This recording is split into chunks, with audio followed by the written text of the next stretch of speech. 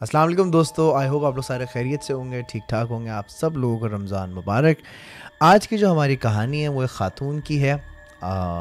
देखते हैं, सुनते हैं कि इनकी कहानी में कितनी सच्चाई है, या ये ड्रामा है, या क्या है क्या नहीं। लेकिन अगर आपके साथ कभी कोई ऐसा वाक़या हुआ हो तो प्लीज़ हमें व्हाट्सएप कीजिएगा। स्क्रीन के ऊपर नंबर आ रहा है तो भेजिएगा, ताकि हम उसको प्रीव्यू करें, देखें, और जो भी सच्चाई है, जो भी कहानी हो, पूरी दुनिया को बताएं। जो इस कहानी के जो जज हैं वो आप लोग हैं। आप लोगों ने बताना है कि ये कहानी सच है या नहीं। सही है, प्ले करते हैं फिर। अस्सलाम वालेकुम अज़लान भाई, अगर आप मेरी ये वीडियो देख रहे हैं तो मैं चाहती हूँ आप ये वीडियो मेरी लोगों तक पहुँचाएं, जो मेरे साथ हो रहा है, ताकि किसी और के साथ ना हो। ये मेरे साथ जो भी होना शुरू हुआ, लोग कहते हैं ये काला जादू है, और ये सिलसिला 2020 से मेरे साथ शुरू हुआ, और मेरे साथ शुरू हुआ फिर मेरी फैमिली के साथ होना शुरू हुआ। सबसे पहले इस तरह हुआ कि मैं रातों को सोती थी तो मुझे ऐसा अजीब अजीब सी आवाज़ें आना शुरू हो जाती थी। वो आवाज़ें आती थीं और मैं जब आंखें खोलती थी मैं समझती थी कि कोई मुझे बहन बुला रही है या अम्मी बुला रही हैं, लेकिन कोई भी नहीं होता था। मेरे वालिद साहब जो हैं वो इंतकाल कर गए थे, उसके बाद से ये सब कुछ होना शुरू हुआ। फिर आहिस्ता आहिस्ता ये हुआ। सबसे पहले ये रातों को जब भी मैं सोती थी मुझे ऐसा होता था कि कोई ना कोई जो है वो चीखें मार रहा है, चीखों की आवाज़ें आती थी अजीब अजीब। मैं उठती थी, देखती थी, मैं समझती थी मेरी बहन है, मेरी अम्मी है, कोई भी नहीं होता था। और मैं जब भी उठती थी तो मैं एक पूरी पसीनों में होती थी। फिर मैं कहीं पे भी जाती थी मुझे ऐसा लगता था कि 4-4, 5-5 लोग मेरे साथ चल रहे हैं। मेरे हाथों पे लाल लाल जो हैं वो निशान पड़े होते थे। कभी मेरी आंखें लाल हो जाती थीं और खुद ही ठीक हो जाती थीं। हम लोगों ने पैसे दिए, बहुत से आलिमों को पैसे दिए, लोगों ने दुआएं बताई, सब कुछ किया। कुछ अरसे के लिए सिलसिला ख़त्म होता था और फिर शुरू हो जाता है। अब तक ऐसे हो रहा है। और एक वक्त ऐसा आया कि मेरा दिल चाहता था मैं बस अब खुदकुशी कर लूँ, क्योंकि मेरी वालदा भी इतनी परेशान होती थी, मेरी बहन भी बहुत रोती थी मुझे देख देख के कि ये बाजी के साथ क्या हो रहा है। अभी 1 महीने पहले की बात है कि अम्मी समझती थी कि ये मैं जो हूँ वो मेरे पे असरात हैं या कुछ भी है। अजीब अजीब लोगों ने बातें करना शुरू कर दी।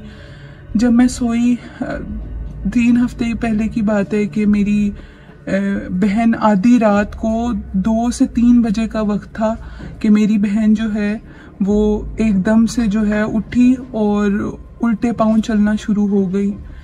अम्मी बहुत सो रही थी, हम एक कमरे में ही सारे जो हैं वो सोती हैं, वालिदा, मैं और बहन। मैंने चीखें मार के अम्मी को उठाया तो अम्मी ने देखा और बहुत रोई, बहुत चीख चीख के रोई। और अब मुझसे ना बहन की हालत देखी जाती है ना अपनी हालत। तो मैंने बता दी, जो होती थी तकलीफ़ जो होती थी वो मैंने बर्दाश्त कर ली, लेकिन मुझसे अब मेरी बहन की भी तकलीफ़ जो है वो नहीं देखी जाती।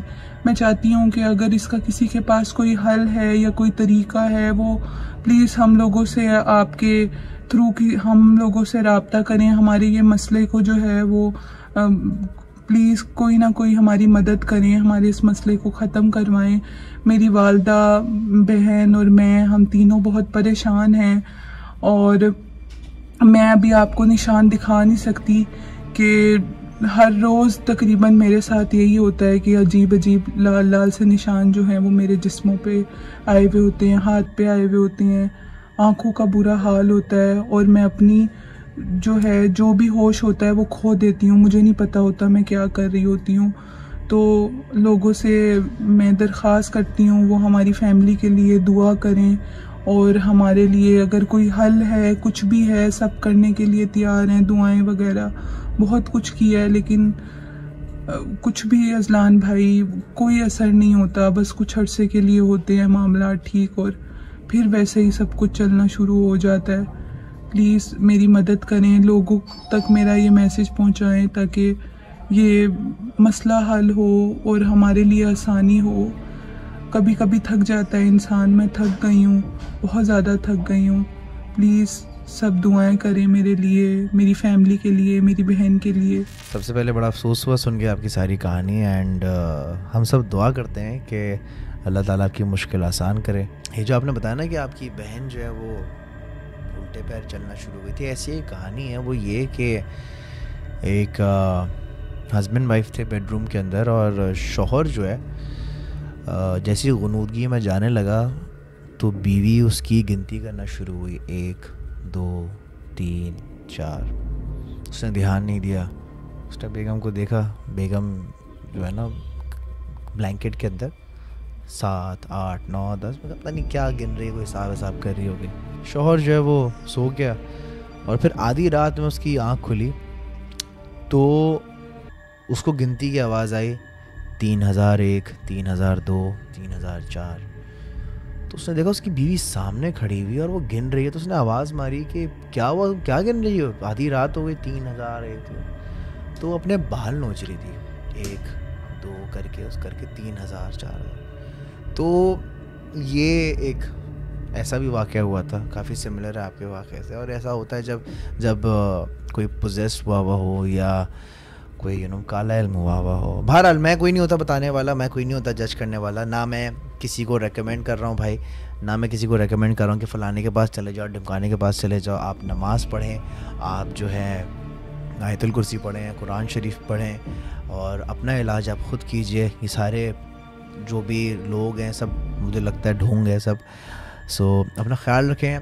कमेंट सेक्शन में आवाम बताएगी कि भाई आपको इनकी कहानी कैसी लगी, आपको हकीकत लगी या आपको ये ड्रामा लगा। कमेंट सेक्शन में लाजमी बताएगा। अपना सब ख्याल रखें, और अगर आपके साथ कभी ऐसा कोई वाक़या हुआ हो तो हमें लाजमी बताएगा। स्क्रीन के ऊपर नंबर आ रहा है। पाकिस्तान जिंदाबाद। अल्लाह हाफ़िज़।